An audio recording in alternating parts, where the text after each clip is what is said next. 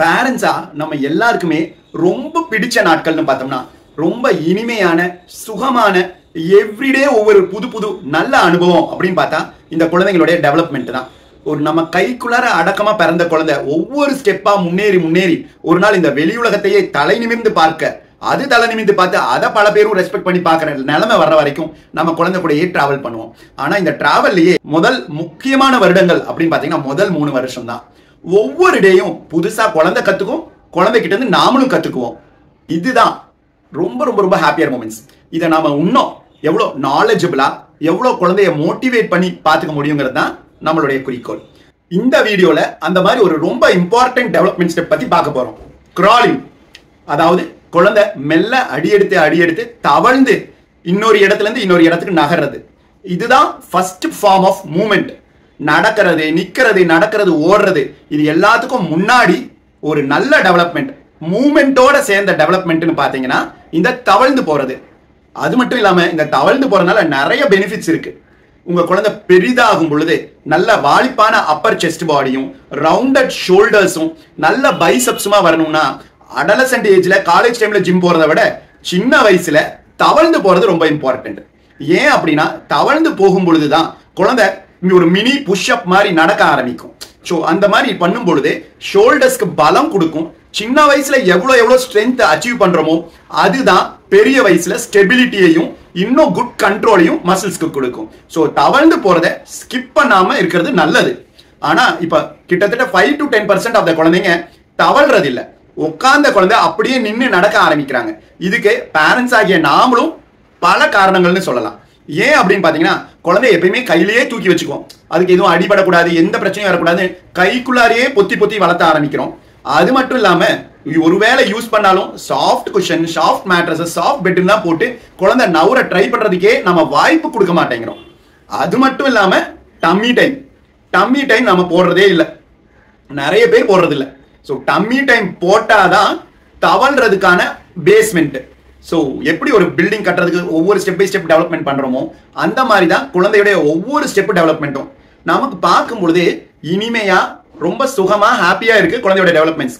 ஆனா இந்த ஒவ்வொரு டெவலப்மெண்ட், ஃபார் எக்ஸாம்பிள் தலை நிக்கிறது, உட்கார்றது, நிக்கிறது, தவழ்றது, இந்த மாதிரி ஒவ்வொரு டெவலப்மெண்ட்டுக்கும் முன்னாடி குழந்தை நிறைய முயற்சி, நிறைய பயிற்சி பண்ணி தான் வரும். இது ஒரு சயின்டிபிக் நேச்சுரல் ப்ராசஸ்னு தெரிஞ்சுக்கோங்க. ஸோ டம்மி டைம் போடுறது தான் தவழ்றதுக்கான மெயின், தவழ்றதுக்கான மிக முக்கியமான step. So dummy time at least ஒரு ½ an hour நம்ம போட்டுட்டு வந்தோம்னா நம்ம குழந்தை இன்னும் தவழ்றது பெட்டரா இருக்கும். அது மட்டும் இல்லாம குழந்தைங்களுக்கு முட்டி தேஞ்சிருமோ, முட்டி அடிபட்டுருமோ, இல்ல சாஃப்டான ஸ்கின்ல ஏதாவது ஸ்கிராச்சஸ் வந்துருமோன்னு ரஃப் சர்ஃபேசஸ்லயே நம்ம படுக்கிறது இல்லை. பாய விரிச்சு குழந்தைய படுக்க வைக்கிற கான்செப்டே இப்போ சிட்டிகள்ல இல்லாம போயிருச்சு.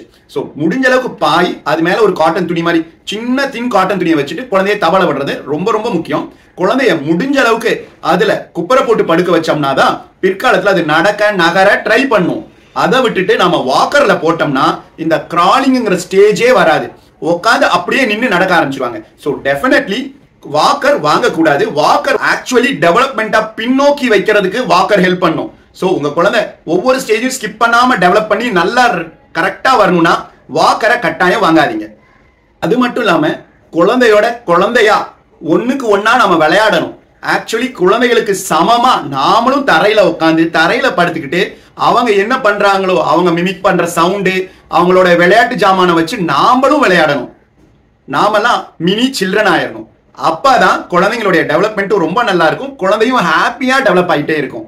ஸோ மோட்டார் டெவலப்மெண்ட் மட்டும் இல்ல, பிரெயின் டெவலப்மெண்ட்டுக்குமே பேரண்ட்ஸ் எவ்வளவு தூரம் கிட்ஸா மாறி அவங்களோட விளையாடுறோமோ அவ்வளோ நல்லது. சரி, இதெல்லாம் குழந்தை கிரால் பண்ணாம இருக்கிறதுக்கான நாம பண்ற மிஸ்டேக்ஸ். சரி, நாம என்ன பண்ணலாம் அப்படின்னு பார்த்தோம்னா டம்மி டைம், பிளே டைம், இந்த ரெண்டையும் நம்ம ஒழுங்கா ஃபாலோ பண்ணணும். அப்புறம் சர்ஃபேசஸை கொஞ்சம் ரொம்ப சாஃப்டா இல்லாம ரொம்ப ஸ்மூத்தா இல்லாம பார்த்துக்கணும். அதனால குழந்தைய முடிஞ்ச அளவுக்கு கீழே போட்டு நிறைய விளையாட்டு ஜாமானங்களை வச்சுட்டு நாமளும் ஒரு விளையாட்டு ஜாமான மாதிரி குழந்தையோட விளையாடணும். சரி, அப்பப்போ பில்லோ டைம் கொடுக்கலாம்.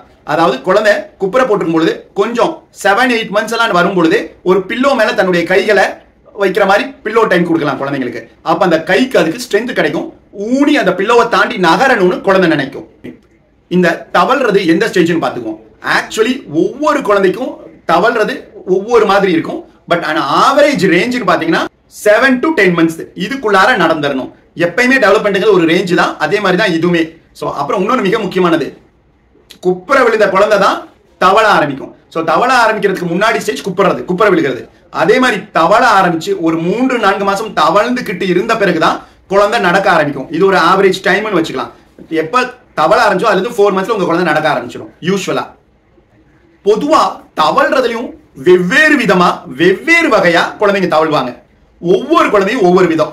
பட் மோஸ்ட் காமனா பாத்தீங்கன்னா கிளாசிக்கா தவழ்றது அந்த 2 கைகளையும், அதாவது 2 எல்போ ஜாயிண்ட்டும் 2 நீ ஜாயிண்ட்டையும் வச்சுக்கிட்டு குழந்தை தவழ்றது.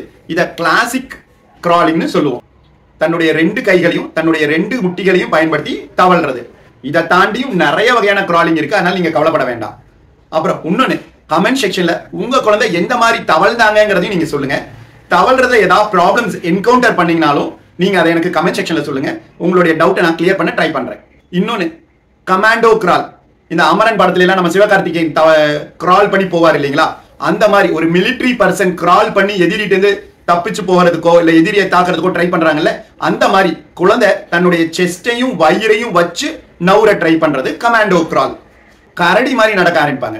என்னது கரடி மாதிரினா, தன்னுடைய கை முட்டியையும் கால் முட்டியையும் தரையில ஊனாம நடந்து போறது, அதுதான் கரடி நட. தன்னுடைய உள்ளங்கை பாதங்களை வச்சு நவுருவாங்க. இதுவும் நார்மல் தான், இது தப்பு இல்ல. இன்னொன்னு பாட்டம் சஃபிள், பாட்டம் ஸ்கூட்டிங், அதாவது உக்காந்த மாதிரியே இருந்து தன்னுடைய பட்டக்ஸை மட்டும் நவுத்தி நவுத்தி நவுத்தி நகருவாங்க.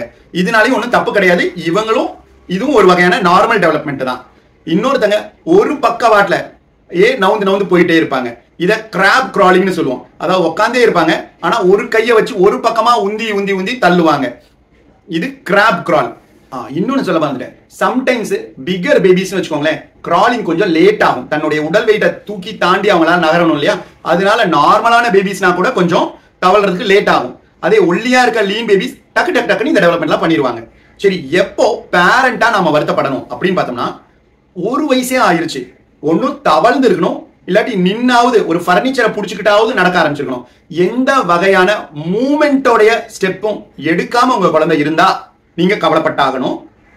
இல்ல எப்பயுமே ஒரு பக்கமா மட்டுமே ஊர்ந்து நவுறாங்க, ஒரு கை கால அவங்க யூஸே பண்ண மாட்டேங்கிறாங்க, கொஞ்சம் வீக்கா இருக்காங்க, இல்ல எல்லா ஃபார்ம் ஆஃப் டெவலப்மெண்ட்டுமே கொஞ்சம் டிலே ஆகிக்கிட்டே இருக்கு, அந்த புரிதலோ குழந்தையுடைய மசில்ஸ்லயோ ஸ்ட்ரென்த் இல்லாம இருக்கு, அந்த மாதிரி இருந்தா டெவலப்மெண்ட் பத்தி தவழ்றத பத்தி உங்களுக்கு வேற ஏதாவது டவுட் இருந்தாலும் கொஸ்டின்ஸ் இருந்தாலும் தவறாம கமெண்ட் செக்ஷன்ல கேளுங்க.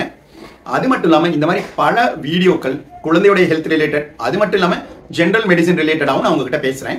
நம்ம வீடியோஸ் உங்களுக்கு பிடிச்சிருந்ததுன்னா லைக் பண்ணுங்க, கமெண்ட் பண்ணுங்க, ஷேர் பண்ணுங்க, சப்ஸ்கிரைப் பண்ணுங்க. முக்கியமா உங்க குழந்தை எந்த மாதத்தை ஸ்டார்ட் ஆச்சு, நீங்க வேற ஏதாவது பெட்டர் ஸ்டெப் வச்சு குழந்தைய மோட்டிவேட் பண்ணீங்களா அப்படிங்கிறதையும் சொல்லுங்க.